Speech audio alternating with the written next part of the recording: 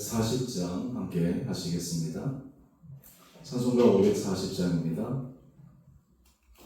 주의 음성을 내가 들으니 사랑한단 말일세. 믿는 마음으로 주께 가오니 나를 영접하소서.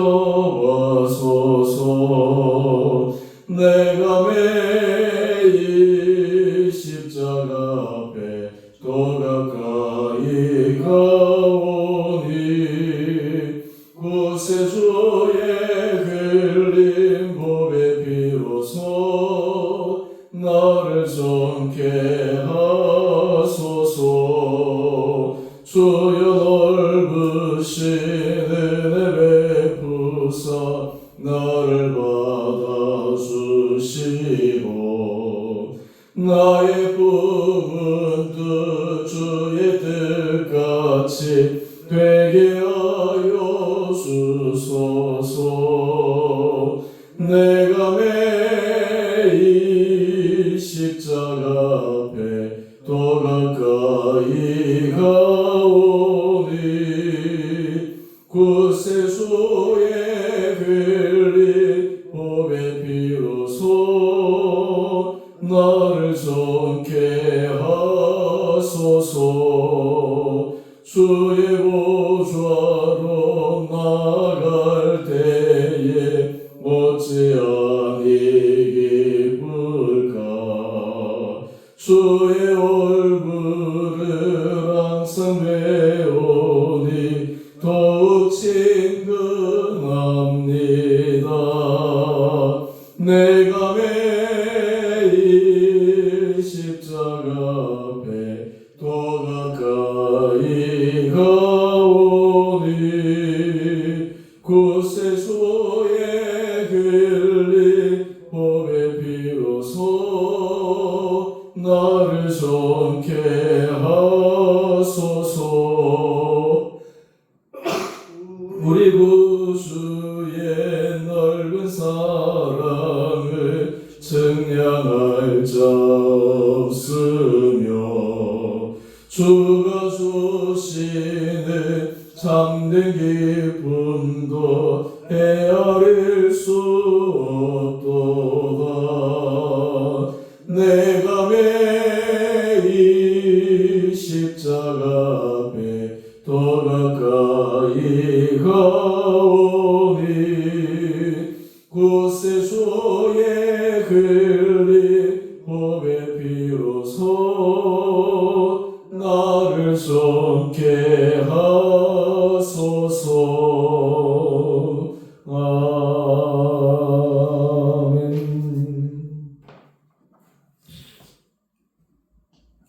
오늘 묵상하실 말씀 로마서 9장 25절에서 33절까지입니다. 호세아가 그래도 이르기를 내가 내 백성 아닌 자를 내 백성이라 사랑하지 아니한 자를 사랑한 자라 부르리라. 너희는 내 백성이 아니라 한 그곳에서 그들이 살아계신 하나님의 아들이라의 걸음을 받으리라 함과 같으니라. 또 이사야가 이스라엘에 관하여 외치되 이스라엘 자손들의 수가 비록 바다의 모래 같을지라도 남은 자만 구원을 받으리니 주께서 땅 위에서 그 말씀을 이루고 속히 시행하시리라 하셨느니라. 또한 이사야가 미리 말한 바 만일 만군의 주께서 우리에게 씨를 남겨두지 아니하시더라면 우리가 소돔과 같이 되고 고모라와 같았으리로다 함과 같으니라. 그런즉 우리가 무슨 말을 하리요. 의를 따르지 아니한 이방인들이 의를 얻었으니 곧 믿음에서 난 의요. 의의 법을 따라간 이스라엘은 율법에 이르지 못하였으니 어찌 그러하냐. 이는 그들이 믿음을 의지하지 않고 행위를 의지하니라. 부딪힐 돌에 부딪혔느니라. 기록된 바 보라 내가 걸린 돌과 거치는 바위를 시온에 두노니 그를 믿는 자는 부끄러움을 당하지 아니하리라 함과 같으니라. 아멘.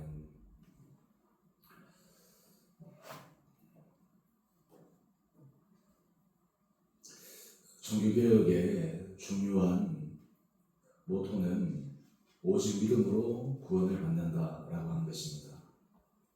사실 종교개혁을 우리가 바라보게 되면 당시 중세 시대 가톨릭 교회의 여러 부조리와 부패 이런 것들이 너무나 만연해 있는 상태에서 당시 루터가 말씀 묵상함으로 행위가 아닌 믿음으로 의롭다함을 받는 이 로마서 말씀이 이 종교개혁의 중요한 핵심 내용 고백이 되었습니다. 사실 우리의 삶의 자리에서 행위와 믿음 이 두 가지는 어떤 의미에서 불가분한 관계입니다.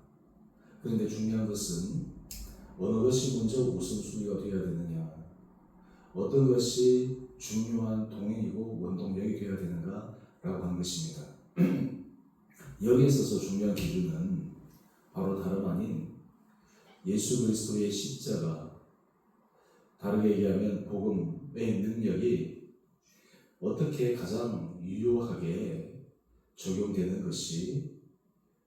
것이냐라고 하는 질문에서부터 출발되었습니다. 오늘 큐티의 제목을 보면 사람의 의는 구원의 걸림돌입니다. 이렇게 잡혀 있는데요. 문자 요 부분만 봐서는 조금 오해의 소지가 있습니다. 우리가 인생을 살아가다 보면 사람이 하나님 앞에 의로운 행위, 의로운 믿음의 결단 이것이 굉장히 중요하고 필요할 때가 있습니다. 그런데 왜 사람의 의는 구원의 걸림돌이냐? 여기서 중요한 것은 예수 그리스도의 십자가를 의지하지 않고 인간의 행위, 인간의 노력, 인간의 의 이것이 구원의 전적인 원인이요 동이다라는 그 주장에 지금 사도 바울은 반론을 펴고 있습니다. 여러분, 우리가 삶의 자리에서 우리의 모습을 가만히 들여다 보면 얼마나 우리가 하나님 앞에서 죄인이고 죄성 많은 존재인지를 깨닫게 됩니다. 이번 주 우리 구역 모임을 할 때 또 나누겠지만 이번 하반기 구역 교재가 복음 중심 삶입니다. 복음의 핵심 내용은 하나님의 능력이요. 이 하나님의 능력은 오직 그리스도 십자가의 능력에서부터 나온 것인데 이 십자가의 능력을 우리가 이해하고 또 그것을 바라볼 수 있는 간절함은 하나님의 거룩하심과 대비되는 우리의 죄성입니다. 이 간극이 멀어져서 도저히 그 하나님의 거룩하심에 맞닿을 수 없기에 거기에 십자가의 무한한 은혜와 능력을 바라보게 되는 것입니다. 우리가 기도할 때 예수님의 이름으로 기도합니다 라는 그 마지막 문구를 붙입니다. 바로 하나님 앞에 우리의 모든 간극이 예수 그리스도 십자가 보혈로 말미암아 메워지고 또한 그것으로 말미암아서 우리 안에 새로운 의의 길이 열린다라고 하는 것입니다. 그렇다면 십자가가 없는 사람의 의는 왜 문제일까요? 바로 그것은 그 자신의 의가 그 자신에게 교만이 되기 때문입니다. 완벽하지 않는 부분적인 의가 마치 전체 의로운 것처럼 착각하고 스스로도 거기에 대해서 쏟는 것입니다. 사도 바울은 이것을 우리에게 다시 한번 주지시키고 있습니다. 우리 30절 말씀을 한번 보십시다. 의를 따르지 아니한 이방인들이 의를 얻었으니 곧 믿음에서 난 의요. 의의 법을 따라간 이스라엘은 율법에 이르지 못하였으니 이스라엘에게 주어진 모세로부터 시내산에서 주어진 그 의의 법, 율법 이것은 사람에게 죄성이 무엇인가를 일깨우는 것이지만 그것으로 결코 사람을 살릴 수 없는 것입니다. 오히려 믿음의 법, 십자가의 은혜를 간구하는 것에서부터 놀라운 하나님의 은혜와 능력을 경험할 수 있습니다. 그래서 사도 바울은 이 신칭이 오직 믿음으로 구원을 받는다. 여러분, 이것이 우리 삶의 자리에서 얼마나 놀라운 사실인지 모릅니다. 만약 우리가 하나님 앞에 예수 그리스도 십자가 보혈의 능력이 없으면 어떻게 하나님 앞에 기도함으로 나갈 수 있겠습니까? 죄 많은 우리들이, 완벽하지 않는 우리들이 어떻게 하나님 앞에서 당당하게 기도해 나갈 수 있습니까? 또한 하나님의 은혜와 능력이 우리 삶에 우리의 죄와 죄성 때문에 도저히 임하지 못해서 아무런 효력이 없어질 때 어떻게 우리는 그것을 극복하고 하나님의 은혜를 간구할 수 있겠습니까?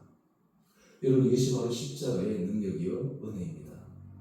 우리가 삶의 자리에서 이것을 경험하고 이것을 붙들게 될 때 우리는 이 신칭이 정말 믿음으로 구원을 받는다. 이 믿음의 분명한 고백의 대상은 바로 십자가의 복음이요 예수 그리스도의 십자가의 죽으심과 부활에 대한 믿음의 고백일 것입니다. 여러분, 우리가 삶의 자리에서 이 생명의 힘, 하나님 앞에 감사의 이것은 바로 여기서부터 비롯된 것입니다.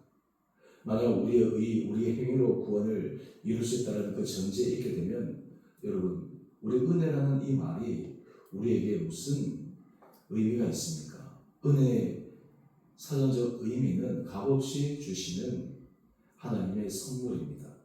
값없이 주시는 하나님의 사랑입니다. 만약 우리가 하나님 앞에 하나님의 사랑과 하나님의 은혜를 받을 만한 자격이 있다고 생각한다면 거기에 우리의 감사함의 고백이 뭐가 들어갈 수 있겠습니까? 우리는 자격이 없고 받을 만한 여러 가지 존재론적인 그런 자격이 갖추어지지 않았음에도 불구하고 우리에게 주시는 그 하나님의 은혜, 하나님의 자녀로서 도저히 인정받지 못하는 그 가운데서 예수 그리스도의 복음의 능력으로 우리가 하나님의 아들이라는 인정을 받고 그로 인해서 아바 아버지라 부르며 하나님 앞에 당당히 기도하며 은혜를 구하며 나가는 것, 여러분, 이것이 정말 기적이요 이것이 감사함의 핵심 내용이지 않겠습니까? 우리가 우리의 죄성과 우리의 부족함을 깊게 들여다보면 들여다볼수록 깨달으면 깨달을수록 우리 안에 새로운 구원의 기쁨과 감사의 마음이 신령 가운데 흘러나게 됩니다. 여러분, 이것이 바로 구원의 기쁨이요 구원의 확신입니다. 그래서 우리가 은혜라는 이 말은 우리 안에 다르게 얘기하면 감사와 기쁨, 또한 그로 인해서 하나님에 대한 사랑, 이러한 것이 자연스럽게 일어나도록 만드는 핵심적 그러한 부분입니다. 여러분, 사실 이러한 것을 통해서 우리의 삶이 성화의 삶, 거룩한 삶으로 나가는 것은 자연스러운 행위의 모습입니다. 이것은 조건적인 것이 아니라 하나님께서 우리 은혜 베푸심으로 말미암아 일어나는 결과론적인 모습입니다. 여러분, 이것이 우리 삶의 자리에 있게 될 때 우리가 하나님 앞에 어느 누구도 나는 자격이 있는 자입니다. 나는 내가 이런 하나님의 능력을 받을 만한 그런 조건을 가진 자입니다. 라는 고백을 할 수 있는 사람은 아무도 없을 것입니다. 우리의 존재론 자체가 하나님 앞에 구원받을 수 없는 자에서 하나님의 자녀로 구원받는 자로 변화되는 것, 그렇기 때문에 주님 앞에 당당하게 우리가 기도하고 은혜를 구하고 새로운 인생의 문을 열어주시기를 간청할 수 있는 것, 여러분, 이것이 바로 복음의 능력이요 우리 믿음의 신비입니다. 여러분, 이것 때문에 우리가 믿음 안에서 살아가는 것이 우리 인생에서 생명력과 역동력 있게 살아가는 핵심 요인입니다.